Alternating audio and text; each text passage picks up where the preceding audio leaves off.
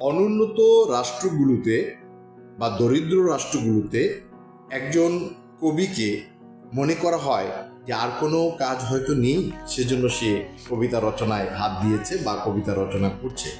কিন্তু আপনি যদি উন্নত রাষ্ট্রগুলোর দিকে তাকান তাহলে দেখবেন একজন অ্যাম্বাসেডর থেকে একজন রাষ্ট্রপ্রধান একজন কবিকে দার্শনিকের সম্মান তো প্রদান করেনি, এবং তাদেরকে অত্যন্ত সমীহের চোখে দেখে থাকেন, এবং তাদেরকে মনে করা হয় তারা হচ্ছে রাষ্ট্রের এমন এক সম্পদ যারা ইন্টেলেকচুয়ালি নেতৃত্ব দিয়ে থাকে স্বয়ং নেতাদের, এবং ইন্টেলেকচুয়ালি তারা মানুষকে লিটারেট হতে এবং এডুকেটেড হতে এবং নতুনভাবে ভাবতে এবং নতুন নতুন অনুভূতির সঙ্গে তাদেরকে সংযুক্ত করতে তারা কিন্তু কাজ করে থাকে।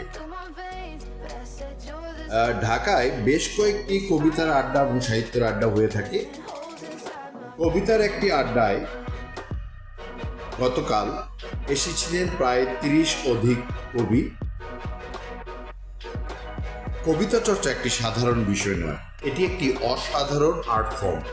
পৃথিবীর যতগুলো বিপ্লব ঘটেছে, রাষ্ট্র সংস্কার আন্দোলন ঘটেছে বা যতগুলো অভ্যুত্থান ঘটেছে, আপনি খেয়াল করলে দেখবেন তার পেছনে কবিতা একটি পারমাণবিক অস্ত্র হিসেবে ব্যবহৃত হয়েছে। দেয়ালে দেয়ালে চিকা, স্লোগান, সব জায়গায় এই কবিতা ছড়ার একটি উপস্থিতি আপনি টের পাবেন, এবং যেগুলো মানুষের মনে, মানুষের দ্রোহে, মানুষের বিক্ষোভে তাদের হৃদয়কে আরো বেশি তেজদীপ্ত হতে একটি সহায়ক ভূমিকা পালন করেছে, এবং এর উপর নির্ভর করে আন্দোলনগুলো আরো অনেক বেশি বেগবান হয়েছে। কবিতার শক্তি আসলে সীমিত নয়, এটি অপার। মুক্তির বারতা নিয়ে দুর্দাম লড়াকু, ওটাকার কোন ভয় ব্যতীত ধমক ধমক জ্বলন্ত চিতাই জ্বালিয়ে দুর্বার গতিতে ছুটে চলে এক গোলার্ধ থেকে আর এক গোলার্ধ। ওপরে ওঠার দড়িকে তুমি যদি ভাবো সাপ, মন নেগেটিভ, আসলে তোমার মনে অনেক পাপ। ছড়াটি লিখেছি এবং আবৃত্তি করলাম আমি, আব্দুল্লাহ আল মাসুদ। রাজনীতিতে বড়ই খেপা, আন্দোলনে রক্ত চাই, আর রক্তের কত দাম কোথাও কারো হিসাব নাই। কপ্টারের শব্দে আটকে উঠি, ক্রাশ ফায়ারের শব্দ মরে শিশুর কান্নায়, উর্ধ্বশ্বাসে জানলার দিকে ছুটি, ধরে শ্বাসের দরপায় মায়ের রান্নায়। যদি আরেকটি কবিতায় যাই, শুধু গানগুলাতে শুধু খেয়ালের ঘুরে দরিয়া ওই ভ্রান্তি দিয়েছি, আমাদের ভুলে দরিয়া কিনারে মুসাফির দল বসি, দেখেছে সবাই অস্ত্র দিয়েছে তাদের সেটা। আমার কথায় ভাগ্নে বেজার লাগলো ফাটাফাটি, ভাগ্নে ভাবে অন্তত সে মামার চেয়ে। অনেক ছড়াকার কবি আছেন যারা ছন্দের জাদু দেখাতে সিদ্ধহস্ত এবং ছন্দের জাদুটাকেই ফোকাস বানিয়ে ফেলেন লেখনীর ভেতরে। আসলে ছন্দের জাদু দেখানো একটি পারঙ্গমতা, একটি মুন্সিয়ানা, তবে আপনার ফোকাসটা সরাতে হবে। ছন্দের জাদু দেখানোর প্রবণতা থেকে সেটা যেন বক্তব্যের ভেতরে ফোকাসটা চলে আসে, এবং বক্তব্যটা কি বলা হচ্ছে লেখনীতে, সেই বক্তব্যটাতে আপনাকে ফোকাসটা নিয়ে আসতে হবে। উপস্থাপনার অভিনব কৌশল শুরুতে আপনাকে পাঠকপ্রিয়তা এবং পাঠকের আগ্রহ তৈরিতে সহযোগিতা করতে পারে। বর্ণনার ভেতরে, পুরো লেখার মধ্যম অংশে বর্ণনার ভেতরে আপনি যথাসম্ভব সারাংশে নিজেকে প্রকাশ করার চেষ্টা করুন, এবং রূপক উপমা সমৃদ্ধ করুন, চিত্রকল্প ব্যবহার করুন, নতুন শব্দের প্রয়োগ ঘটিয়ে এটাকে আরও জাদুময় করার চেষ্টা করুন। ম্যাজিক রিয়েলিজম তৈরি করুন লেখনীর ভিতরে, যেটাকে বলি স্বপ্ন বাস্তবতা, এবং প্রচুর অধ্যয়ন করুন, প্রচুর পাঠ করুন। ধরুন 100 কবিতা 100 ছড়া পড়ুন, তারপর একটি লিখুন। তবে একটি টেকনিক শিখিয়ে দিতে পারি, 100 কবিতা পড়ার সময় যদি কোনো শব্দ আপনার খুব বেশি ভালো লেগে যায়, সেই শব্দটা আলাদা করে নোট করে রাখুন, এবং কৌশলে পরবর্তীতে আপনার কোনো লেখনীতে সেই শব্দটাকে আপনি ব্যবহার করতে পারেন। এভাবে যদি আপনি 100 কবিতা থেকে 100টা শব্দ আপনি নিজের ভিতরে ঋদ্ধ করেন পাঠের মাধ্যমে, তাহলে কি হবে, আপনার লেখনীর মান কিন্তু উন্নত হতে থাকবে। আর যখনই একটি লেখা পড়বেন যারা বাংলাদেশের এবং বিশ্ব সাহিত্যের আপনি খুব চমৎকার ছড়াকার, কবি এবং সাহিত্যিক আছে, তাদের লেখনী পাঠ করার সময় খুব মনোযোগ দিয়ে খেয়াল করবেন কোন অংশটা আপনার ভালো লাগছে, হৃদয়কে স্পর্শ করছে, এবং কোন অংশটা পড়তে গিয়ে আপনি খুব আনন্দ বোধ করছেন, কোন অংশটা পড়ে আপনার মনটা নাড়া দিয়ে উঠছে এবং আপনার বিশেষ মনোযোগ আকর্ষিত হচ্ছে। আপনি এই জিনিসগুলো যদি খেয়াল করেন তাহলে আপনি মানুষের ইমোশনকে টাচ করার জন্য এবং মানুষের হৃদয়ে প্রবেশ করার জন্য আপনি পথগুলো পাবেন, এবং সেই গবেষণার ফল আপনাকে আরও শক্তিমান লেখক, কবি ও ছড়াকার হতে ভীষণভাবে সহযোগিতা করবে। পুঁথিতে পড়লাম শিক্ষক শামসুজ্জোহাকে খুঁজছে একটি ছাত্র, মুখ চেতিয়ে দিয়ে। একজন তৃষার্ত ছাত্র জনতাকে পানি দিচ্ছে আর আদরে কণ্ঠে গাইছে একক কোরাস। ওরে থামা তারে থামা, টান মেরে নামা চলো। কবিতার গ্রামার জানলেই আপনি উঁচু স্তরের বড় একজন কবি হতে পারবেন, ব্যাপারটা ঠিক এরকম নয়। আপনি যদি সত্যিকার অর্থেই অমর্ত্যকে স্পর্শ করতে চান এবং কালের এবং শতাব্দী পেরিয়ে আপনি নিজের নামটিকে চির অক্ষয় করে মানুষের হৃদয়ের মন্দিরে অধিষ্ঠিত করতে চান, তাহলে কবি হিসেবে আপনাকে জানতে হবে কি করে মানুষের হৃদয়কে স্পর্শ করা যায়। এটি একটি চমৎকার ইঞ্জিনিয়ারিং, এবং আপনাকে জানতে হবে কি করে শাশ্বত সত্যকে তুলে ধরা যায়।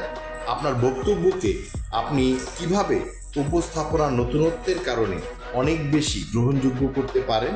আপনাকে জানতে হবে যে আপনি কি করে শব্দের বুননে আপনি অনেক বেশি সচেতন থেকে একদম সর্বোচ্চ উপযুক্ত শব্দটি আপনি ব্যবহার করতে পারেন।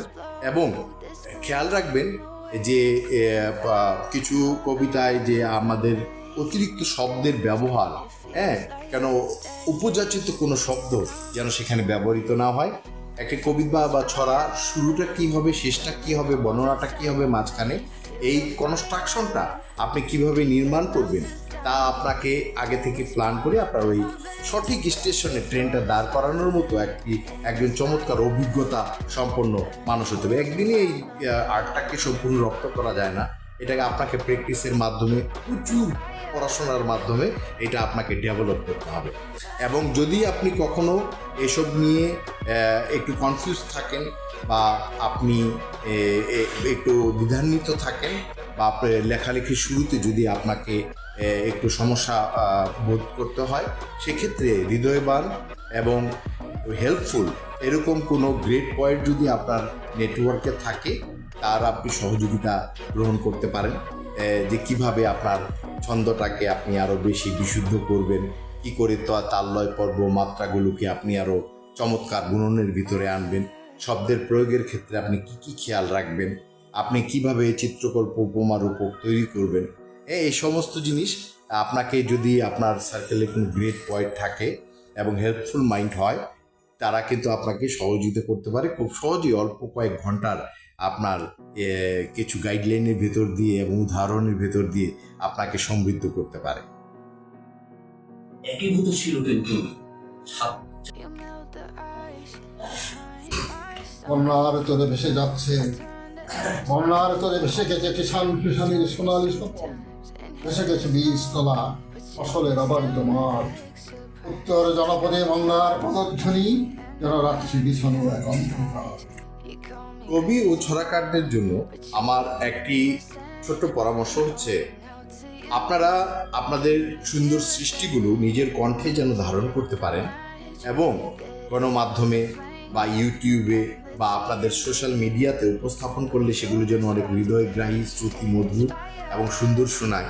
অনেক সময় একটি ভালো লেখা, উৎকৃষ্ট লেখাও যখন আপনি আপনার কণ্ঠে ধারণ করেন, উচ্চারণ ভুলের কারণে, পজ প্রজেকশন ঠিক না থাকার কারণে, অথবা বোল্ড নেক ঠিক না থাকার কারণে, বা আপনি কবিতার আবৃত্তিতে যেভাবে নির্মাণ করেছেন, একই সুরে, একই ফ্ল্যাটে, একই প্রজেকশনে পুরো কবিতাটি আপনি বলে যাচ্ছেন, সে কারণে অনেক সময় দর্শক সমাদৃত হয় না, শ্রোতাপ্রিয় হয় না।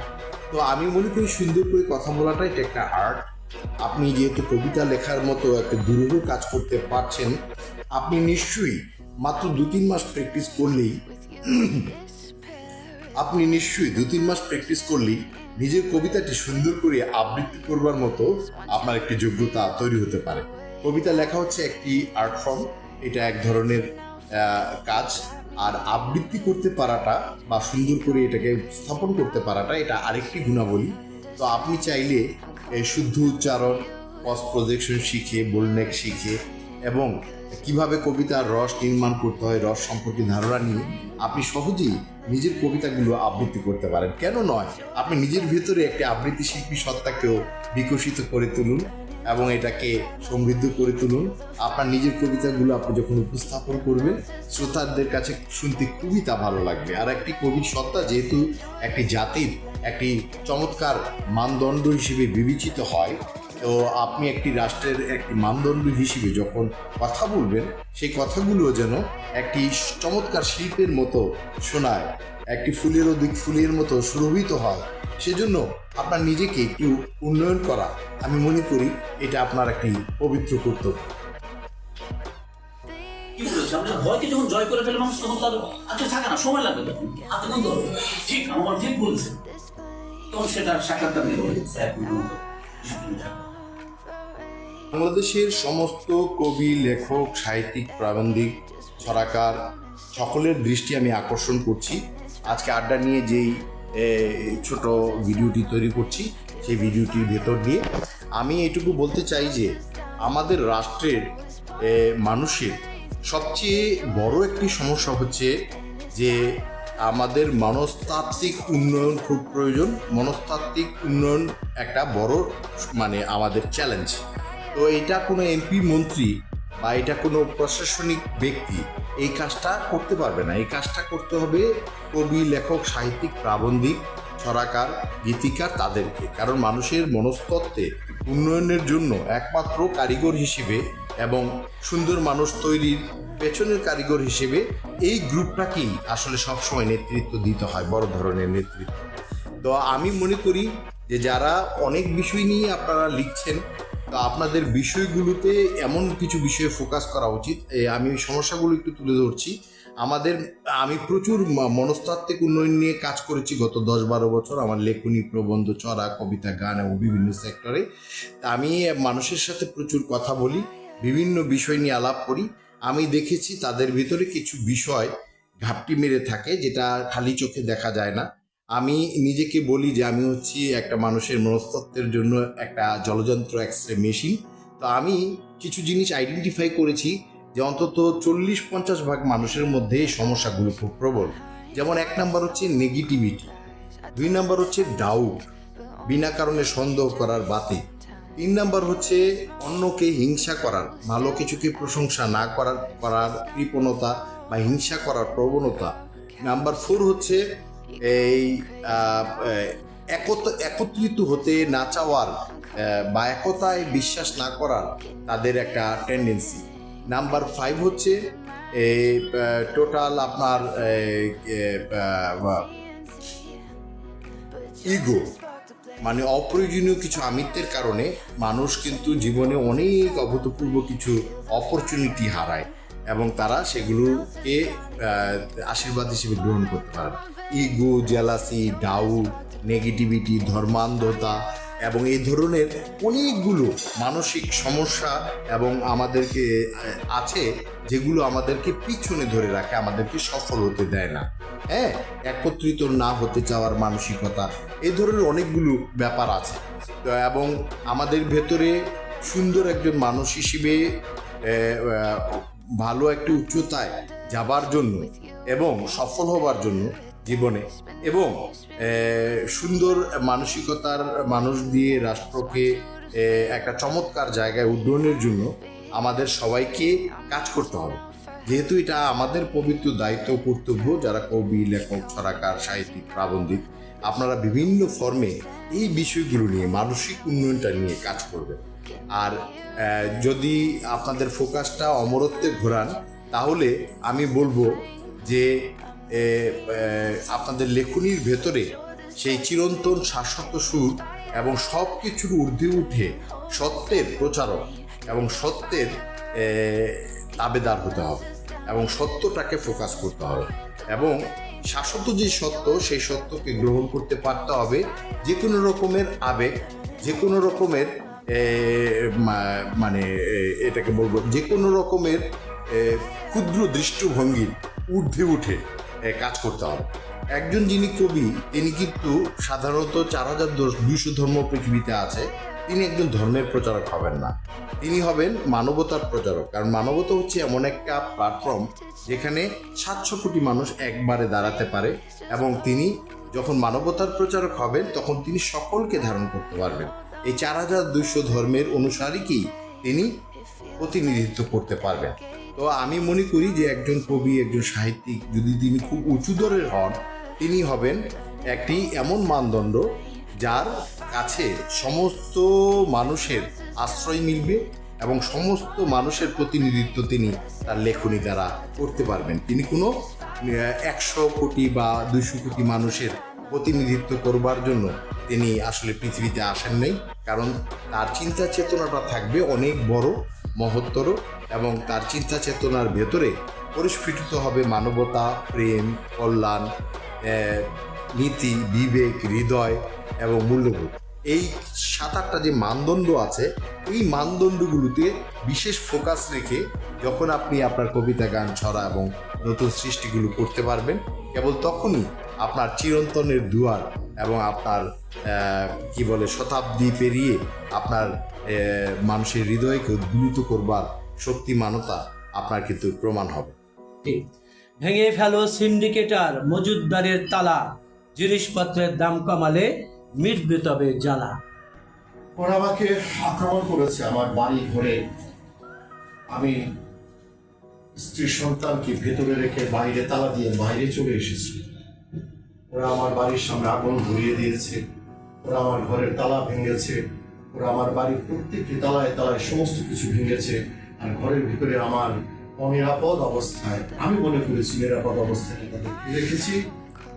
থমকে গেছে বাবার স্নেহ, মায়ের মুখের হাসি, এটার ছেলে লুকিয়ে মুখ রাখছে গলায় ফাঁসি। অনেক নতুন শৌখিন কবিরা যারা কবিতার গ্রামারটা জানেন না, আমি মনে করি গ্রামারটুকু আপনার শিখে নেওয়া এটা একটা জরুরি কাজ।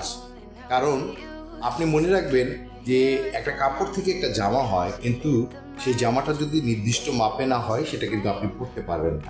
একটা ছড়ার কথা যদি বলেন, সেখানে তাল, লয়, ছন্দ, সেখানে অন্তমিল, সেখানে কবিতার কথা যদি আসেন, সেই সব জিনিসগুলো, উপাদানগুলোর সঙ্গে রূপক, চিত্রকল্প, অনুপ্রাস, এরকম অনেকগুলো উপাদান রয়েছে। যে উপাদানগুলো সমৃদ্ধ করে একটি কবিতা আপনি রচনা করতে পারলে তা হয়ে উঠতে পারে একটি চমৎকার নন্দন। ভালো মন্দ যাচাই করতে আমরা যদি চাই, স্বার্থপরের রাজনীতিতে বোঝারই পায় না।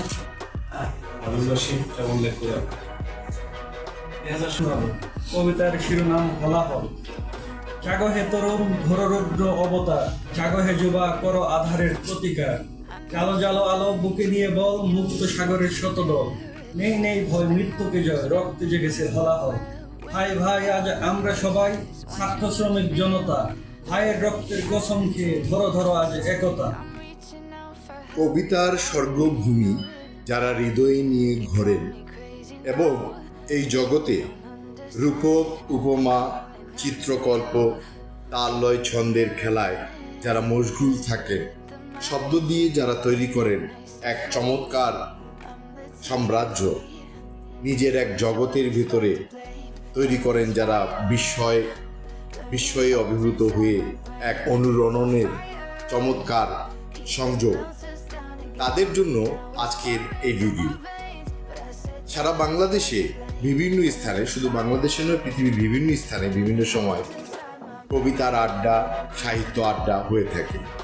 অনেকে এই বিষয়গুলোকে ঠিক ভালোভাবে গ্রহণ করেন না, তবে আমি বলবো যে যদি আপনি সাহিত্য আড্ডায়, কবিতা আড্ডায় প্রতি মাসে 2-1 বার আসেন বা আপনি যান, সেক্ষেত্রে আপনার এখানে অনেক ধরনের আমি বলবো যে ভালো দিক রয়েছে। ধরুন আপনি কোনো কবিতা আড্ডায় গেলেন, তার ভেতর দিয়ে 10 জন নতুন লেখকের সঙ্গে আপনার পরিচয় হতে পারে, একটা সংযোগ আপনার বৃদ্ধি পেতে পারে, আপনার সার্কেলটা বড় হতে পারে, নাম্বার 1। নাম্বার 2, অনেকের অনেক রকম আলোচনা থেকে আপনি নতুন নতুন লেখনীর রসদ ও প্রেরণা পেতে পারে। নাম্বার 3, আপনার সক্রিয়তা বাড়তে পারে। নাম্বার 4, আপনি এর ভেতর দিয়ে আপনি নানানভাবে সমৃদ্ধ হতে পারেন। নাম্বার 5, আপনার ভেতরে একা ঘরকুনো হয়ে লুকিয়ে থাকার যে আড়ষ্টতা, সেই আড়ষ্টতা থেকে আপনাকে মুক্তি দিতে পারে এ ধরনের ছোট ছোট ঘরোয়া আড্ডাগুলো। অ্যারিস্টটলের বই চিন্তার প্রথম সূত্র অর্গানা, এটি কি আসলে ঠিকঠাক? এটি কি নিষিদ্ধ জ্ঞান লাভের জন্য কিংবদন্তি বই? বাতাসে এসেছে নতুন 12টা দাসী পাতায় নদীর করতান পাখি, নদীর করতান। একটা কবিতা আমার কবিতার নাম হচ্ছে কবিতা হোক। কবিতা হোক যোদ্ধার প্রাণ প্রাণ, কবিতা হোক সত্যের প্রাণ, নিমগ্ন অন্ধকারে বন্ধ করে কাব্যকে জোরক অন্তরে অন্তরে। Land or sea, even at the peril of my life. গতর কর্তৃপক্ষের দেয়া সকল আদেশ জর্জেস ভোটা অন্তরীক্ষে আমি পালন করবো, এমনকি আমার জীবনে দিই। এই তাদের শপথ না, আমার সোশ্যাল কথা না, কিন্তু আমি শপথ নিয়েছি। I will carry out all the orders given to me by my superiors, my land, air or sea, even to the peril of my life. ধ্বংস হয়ে যাক কোনো আদেশ পালন করবো। এটা পালন রাষ্ট্রীয়ভাবে যে একটা আন্দোলন চলছিল, গণ আন্দোলন, সার্বিক পরিস্থিতি বিবেচনার সাপেক্ষে আড্ডাটা বন্ধ ছিল, এবং সেই আড্ডাটা বন্ধ ছিল সেই সাথে মনে হয় আমাদের বাসে যারা আমরা ছিলাম আমাদের বিশ্বাস বন্ধ, যে অন্য ধারার আড্ডাটা মিস করছিলাম। আমাদের অনেক লেখক, ছড়াকার, কবি আছেন, প্রাবন্ধিক আছেন যারা আমাদের সাহিত্যের বাইরে সাহিত্য পাঠ করার সেরকম অভ্যাসটা নেই, অথবা অনেক সময় তারা চিন্তা এটা নিয়ে আসে না। তবে আমি মনে করি যদি ভালো ভালো বিশ্ব সাহিত্যের কিছু বই, ডিফারেন্ট, ধরেন রাশিয়ার কিছু সাহিত্য পড়লেন, স্পেনের কিছু সাহিত্য পড়লেন, ইরানি কিছু সাহিত্য পড়লেন, তাহলে যেটা হবে আপনার মনের জগৎটা অনেক বেশি বড় হয়ে যাবে। আমাদের যে আঞ্চলিক প্রতিনিধিত্ব করবার যে মানসিকতা, সেখান থেকে আপনি আন্তর্জাতিক একটি পরিমণ্ডলের সাথে এবং ভাবধারার সাথে, চিন্তা ও সংস্কৃতির সাথে এবং তাদের মনন ও মানসিকতার অস্তিত্বের সাথে আপনি সম্যকভাবে পরিচিত হবেন। তখন আপনার লেখনীতে সেই জিনিসগুলো কিন্তু কিছুটা হলেও প্রভাব বিস্তার করবে এবং আপনার হৃদয়ের মানদণ্ডের উচ্চতা হয়ে উঠবে সপ্তম আসমান সমান। অনেক কবি, সাহিত্যিক এবং প্রাবন্ধিক এবং সৃজনশীল ব্যক্তি, শিল্পী, তাদের ভিতরে আমি মনস্তত্ত্বের যে গড়নটা সবসময় দেখে আসছি, এটা একটা অ্যালার্মিং বিষয় আমি একটু এখানে উল্লেখ করি। ৮০% শিল্পী, কবি তারা মনে করে তারা নিজেরা এক মিথ্যা আত্মগৌরবে বসবাস করতে পছন্দ করে যে আমি লোভী না, আমি টাকার পিছনে দৌড়াই না। খুব ভালো কথা, মানুষের জীবনে চলতে যতটুকু টাকা প্রয়োজন ততটুকু হয়তো আপনার সংস্থান আছে, বা আপনি কষ্ট করে চলছেন, সাধনা করছেন, স্ট্রাগল করছেন। আমি বলবো যে যেহেতু আপনি অত্যন্ত বুদ্ধির একটি উঁচু লেভেলে আছেন, আপনি ইন্টেলেকচুয়াল হাইট আছে, আমি মনে করি যে এই কবি, লেখক, শিল্পী তাদের সমাজে আমি মনে করি যে কঠিন অর্থনৈতিক দশার ভিতরে তারা অনুন্নত রাষ্ট্রগুলোতে বসবাস করে, আমি মনে করি তাদের এমন যোগ্যতা রয়েছে, এমন দক্ষতা রয়েছে, এমন কানেকশন রয়েছে, বিনা বিনিয়োগে, কোনোরকম টাকা বিনিয়োগ ব্যতীত তারা, আমি মনে করি প্রত্যেকেরই উচিত কোটিপতি হওয়া, এবং কোটিপতি হওয়ার সেই পথগুলো যদি কেউ না চেনেন বৈধভাবে, সেই পথগুলো কনসালটেন্সির মাধ্যমে আমি আপনাদেরকে শিখতে সহযোগিতা করতে পারি, এগিয়ে যেতে আমি সহযোগিতা করতে পারি। তো আমি আমার পরিচয়টা দিচ্ছি। আমি এই মুহূর্তে 11টি রাষ্ট্রের 13টি বৃহৎ গ্রুপ অফ কোম্পানির আমি অ্যাডভাইজার, কনসালটেন্ট, ব্র্যান্ড অ্যাম্বাসাডার হিসেবে আছি। তারা প্রায় 27,000 কোটি টাকার ব্যবসা সারা পৃথিবীব্যাপী পরিচালিত করছে, এবং আমি বিভিন্ন রকম বিজনেস কনসালটেন্সি করে থাকি, 40টির উপর বিজনেস কনসালটেন্সি করে থাকি। গত 15 বছরে 2,500-এর মতো মিটিং আমি করেছি। আমি খুবই ঋদ্ধ, আমি কানেকটিভ, আমি রিসোর্সফুল, হ্যাঁ, এবং আমি যেহেতু অনেকগুলো নতুন আইডিয়ার স্রষ্টা, প্রায় 11টি জনকল্যাণমূলক আইডিয়ার স্রষ্টা, আমার এমন কিছু বিজনেস আইডিয়া আছে যেগুলো আপনি কোনো রকম বিনিয়োগ ব্যতীত, কোনো বিনিয়োগ ছাড়া, টাকা লগ্নি ছাড়া আপনি এগিয়ে যাওয়ার একটি পথ পেতে পারেন। তো এইসব ব্যাপারে আপনি যদি সমৃদ্ধ হওয়ার জন্য আগ্রহ প্রকাশ করেন, আপনার এই পজিটিভিটিকে আমি অবশ্যই স্বাগতম জানাবো। আর আমি চাই যারা ইন্টেলেকচুয়াল পিপল, যারা মেধাবী মানুষ, তারা কেন সমাজে পিছিয়ে থাকবে? আপনি যদি একটি ভালো জবও করেন, 50,000 1 লাখ টাকা স্যালারিতে প্রতি মাসে আপনি হয়তো ঢাকা শহরে বসবাস করছেন, আজকাল যা খরচ আপনার দেখবেন যে 1 লাখ টাকা এটা খুব বেশি টাকা নয়। হ্যাঁ, আপনার এক সময় একটি বয়সে গিয়ে হার্ট অ্যাটাক হবে, আপনার 8-10 লাখ টাকা লাগবে। যে কোনো সময় আপনার বা আপনার সন্তানের একটা অ্যাক্সিডেন্ট হতে পারে, হাত পা ভেঙে যেতে পারে, সেখানে হঠাৎ আপনার 5-10 লাখ টাকা খরচ হয়ে যেতে পারে। টাকা আসলে এমন একটা জিনিস, এর প্রয়োজনীয়তা এবং অপরিহার্যতা যারা অস্বীকার করে তারা হচ্ছে বোকার নামান্তর। তো আমি সবাইকে বলবো যে আপনারা একটু মনোযোগী হন, আপনার ফাইন্যান্সের ক্ষেত্রে একটু মনোযোগ দেন, এবং এমন কিছু কাজ আছে, যেমন একটা আমি ছোট্ট উদাহরণ দিই। আমার ইউএসএ বায়ার আছে অ্যালবার্ট, সে 30,000 থেকে 3 লাখ পিস গার্মেন্ট স্টক কেনে আপনার এক আইটেম একসাথে 30-40 কন্টেনার মাল নিয়ে যায় সে বাইরে। সেই ভদ্রলোক একটি গভর্নমেন্টকে তেল সাপ্লাই দেয়, ভেনিজুয়েলাতে একটা ইমেল করে, আর ওই রাষ্ট্রপ্রধানকে একটা ইমেল করে। তাতে যত লক্ষ ব্যারেল মিটার তেল সে দেয়, তার ইনকাম হয় 20 থেকে 25 কোটি টাকা কনসালটেন্সি ফি কমিশন। কাজটা সে কি করেছে? কাজটা করেছে একটা 2টা মেইল করেছে, শুধু 2জন, একজন ক্রেতাকে, একজন বিক্রেতাকে। তো একটা ছোট্ট উদাহরণ দিয়ে বুঝালাম যে পৃথিবী কত চমৎকার হতে পারে, অর্থনীতির চেহারা কত বৈচিত্র্যময় হতে পারে, এই ছোট্ট একটা উদাহরণ থেকে আপনি বুঝে নেওয়ার চেষ্টা করেন। তাইলে বোঝা যাচ্ছে যে সম্পর্ক একটা বড় ব্যাপার। আর যেহেতু সেই রাষ্ট্রপ্রধানের সাথে যোগাযোগ আছে, সম্পর্ক আছে, এবং ভেনিজুয়েলাতে তেলের খনিতে তার যোগাযোগ আছে, সে এই কাজটা করতে পারছে।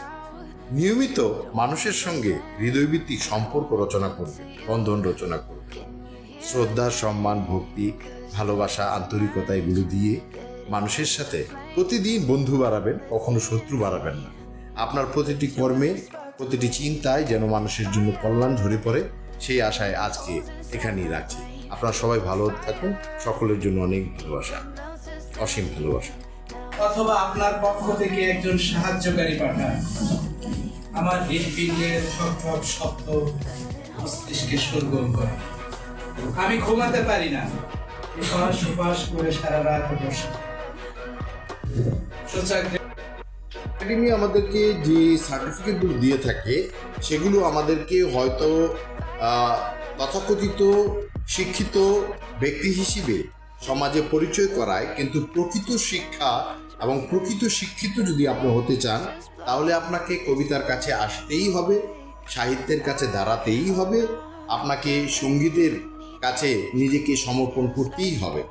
শুধু কবিতা, সঙ্গীত, সাহিত্য নয়, নিজেকে যদি সম্পূর্ণ জীবনের একটা পরম আনন্দে আপনি উড্ডয়ন করাতে চান, তাহলে আপনাকে পাঠের কোনো বিকল্প নাই। আপনাকে পড়তে হবে সাইকোলজি, আপনাকে পড়তে হবে অর্থনীতি, আপনাকে পড়তে হবে ইতিহাস, আপনাকে নৃতত্ত্ব পড়তে হবে, আপনাকে পড়তে হবে দর্শন, এবং এই ধরনের যতগুলো সাবজেক্ট আছে আপনাকে পড়তে হবে জীবনী, আপনাকে পড়তে হবে সংবাদ, প্রবন্ধ। তাহলে আপনি আপনাকে ঋদ্ধ করতে পারবেন।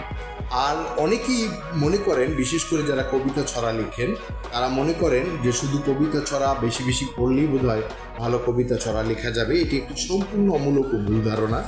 আপনাকে অনেক কিছু সম্পর্কে ধারণা রাখতে হবে যদি আপনি কবিতা লিখে বিশেষ একটি উচ্চতায় উড্ডয়ন করতে চান। কারণ আপনি যদি তথ্যবহুল না হন, আপনি যদি নিজে সমৃদ্ধ না হন, একটা খালি কলমে যেমন লেখা আসে না, তেমনি কালি না থাকলে, তেমনি সেই কালিটা হচ্ছে আপনার জ্ঞান ও প্রজ্ঞা। এই জ্ঞান ও প্রজ্ঞার স্তরকে আপনি আরও অনেক গভীরতর করতে হলে এবং এটা অনেক উচ্চতাতে ওঠাতে হলে আপনাকে পাঠের বিকল্প নাই।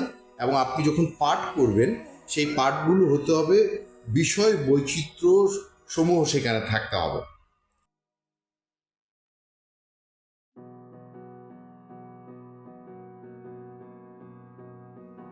বিভিন্ন স্থানে কবিতার আড্ডা এবং সাহিত্যের আড্ডা হয়ে থাকে। আপনি যদি এই ধরনের আড্ডায় অংশগ্রহণ করতে চান, আপনার নাম, পরিচয়, কি করেন, আপনার স্বপ্ন, ইচ্ছা এ সমস্ত কিছু উল্লেখ করে হোয়াটসঅ্যাপ করতে পারেন। হোয়াটসঅ্যাপ নাম্বারটি দিয়ে দিচ্ছি 017720333940। অথবা আপনি যদি সমৃদ্ধ হতে চান, সেক্ষেত্রেও আপনি আমার সঙ্গে এই নাম্বারে যোগাযোগ করতে পারেন।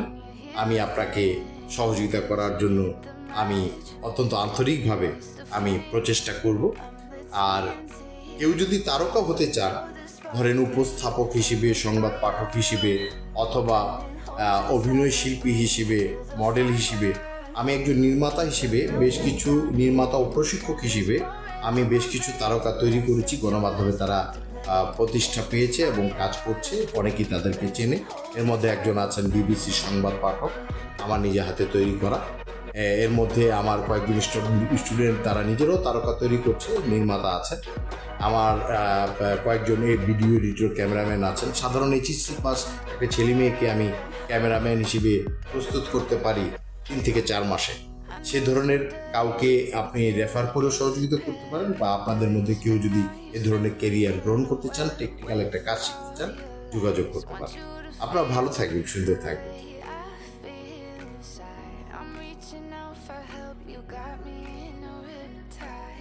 You call me crazy now, but you don't understand.